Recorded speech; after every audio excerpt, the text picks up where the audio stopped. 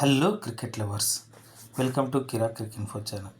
So ఈరోజు match SRH versus Rajasthan Royals జరగబోతుంది. So Sunrisers Hyderabad versus Rajasthan Royals. So ఈ match eliminator మ్యాచ్గా ఉండబోతుంది. ఎక్కడ జరుగుతుంది అంటే ముల్లన్పూర్, న్యూ చండీగఢ్లో. సో ఈ మ్యాచ్లో ఎవరు గెలుస్తారు, ప్లేయింగ్ 11 ఆర్ ప్లేయింగ్ 12 ఎవరు ఉండబోతున్నారు చూద్దాం. సో కంటెంట్లోకి వెళ్ళే కంటే ముందు యాజ్ యూజువల్ రిక్వెస్ట్ అండి, మా ఛానల్ కంటెంట్ నచ్చినట్టయితే ప్లీజ్ సబ్స్క్రైబ్ చేయండి. మా ఛానల్ లింక్ని క్రికెట్ లవర్స్ షేర్ చేస్తుండండి. మా ఛానల్ గురించి అందరికీ చెప్తుండండి. అలాగే క్రికెట్ సంబంధించిన ఎలాంటి బెట్టింగ్ జోలికి వెళ్ళొద్దు. బెట్టింగ్స్ వల్ల కుటుంబాలు, వ్యక్తిగత జీవితాలు నాశనం అవుతాయి. అంతేకాకుండా ఇక్కడ పొందుపరిచిన పిక్చర్స్ అన్నీ కూడా గూగుల్ నుండి తీసుకోబడి గమనించగలరు. సో ఇక మ్యాచ్ విషయానికి వస్తే ఎస్ఆర్హెచ్ వర్సెస్ ఆర్ఆర్ అనేది ఇది knockout match. So third and fourth place టేబుల్లో థర్డ్ అండ్ ఫోర్త్లో ఉన్నటువంటి ఎస్ఆర్హెచ్ అండ్ ఆర్ఆర్ ఆడుతున్నాయి ఈరోజు. సో ఈరోజు ఓడిపోయిన మ్యాచ్ ఇంటికి వెళ్ళిపోతుంది, అంటే టోర్నమెంట్ నుంచి బయటకు వెళ్ళిపోతుంది. గెలిచిన టీము క్వాలిఫైర్ 1లో ఓడిపోయినటువంటి జీటీతో ఆడుతుంది. సో ఇద్దరికి క్రూషియల్ మ్యాచ్, నాకౌట్ మ్యాచ్ కాబట్టి. సో ఇక ఇంతకుముందు స్టాటిస్టిక్స్ తీసుకున్నట్టయితే ఎస్ఆర్హెచ్ ఆర్ఆర్ ఈ టోర్నీలో 2 సార్లు ఆడాయి. సో ఒకసారి ఫస్ట్ బ్యాటింగ్ చేసింది ఎస్ఆర్హెచ్, దాంట్లో గెలిచింది.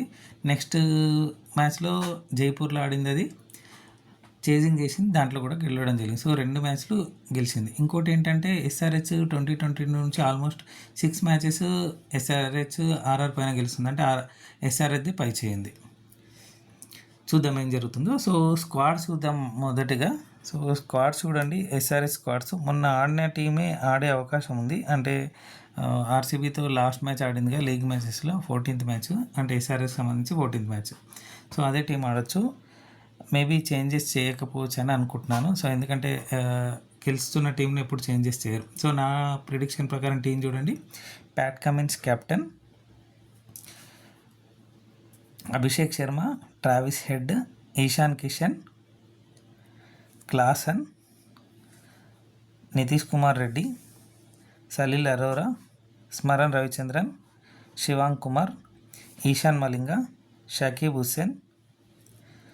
సో వీళ్ళు ఆడారు. ఒకవేళ ఇంపాక్ట్ ప్లేయర్గా మరి ప్రఫుల్ హింగేని తీసుకుంటారా, మొన్నట్లాగా హర్షల్ పటేల్ని తీసుకుంటారా, హర్ష దుబేని తీసుకుంటారా, అనికేత్ వర్మని తీసుకుంటారా, లివింగ్స్టన్ తీసుకుంటారా చూద్దాం. సో వీళ్ళే ఇంపాక్ట్ ప్లేయర్గా ఉంటారు. సో వాళ్ళు ఎవరో తీసుకుందాం చూద్దాం. సో నా ప్రిడిక్షన్ ప్రకారం మన ఆర్సీబీతో ఏదైతే టీం ఆడిందో అదే టీం ఆడొచ్చు అనుకుంటున్నాను. ఒకవేళ బౌలింగ్లో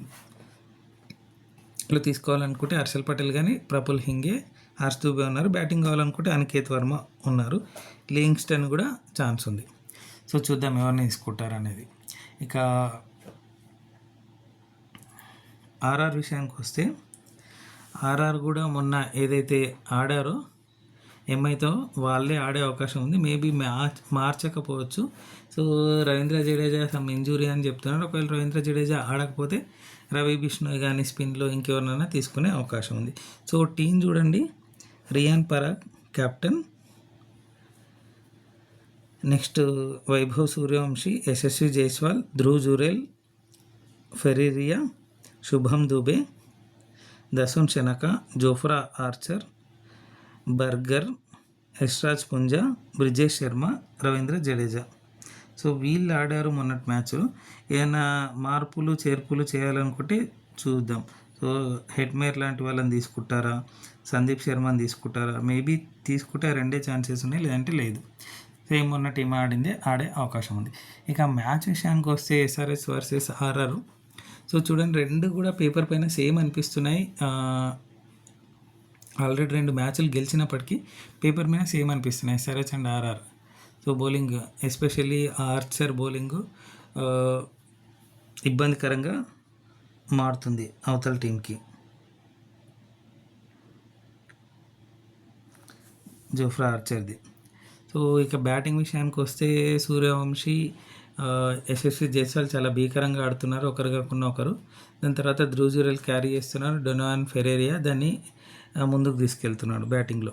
సో ఒకవేళ ఈ సూర్యవంశీని కానీ ఓపెనర్స్ అని లాస్ట్ మ్యాచ్లో అంతకుముందు కూడా చెప్పాను నేను, సూర్యవంశీ, యశస్వి జైస్వాల్, ధ్రువ్ జురేల్ ఈ 3 వికెట్లు తీస్తే మాత్రం మ్యాచ్ ఎస్ఆర్హెచ్ వైపుకు మళ్ళీ అవకాశం చాలా చాలా ఉంటాయి. ఇక ఇక్కడ కూడా ఎస్ఆర్హెచ్లో కూడా చూడండి, అభిషేక్ శర్మ, హెడ్, ఇషాన్ కిషన్ ఈ 3 వికెట్లు తొందరగా తీస్తే అప్పుడు ఆర్ఆర్కి కూడా ఛాన్సెస్ ఎక్కువ ఉంటాయి. ఇంకా బౌలింగ్ విభాగానికి వస్తే ఎస్ఆర్హెచ్లో చాలా వేరియేషన్స్ వేస్తూ మంచి బౌలింగ్ చేస్తున్నారు. సో స్టార్టింగ్ నుంచి కొంచెం ట్రోల్ చేసినప్పటికీ ఇప్పుడు మంచిగా వేరే వాళ్ళు అన్నారనమాట, 300 కొట్టిన ఎస్ఆర్హెచ్ బౌలింగ్ కాపాడుకోలేదు అంత టార్గెట్ను అని. సో దాన్ని పటాపంచలు చేస్తూ ఎస్ఆర్హెచ్ బాగా ఆడింది.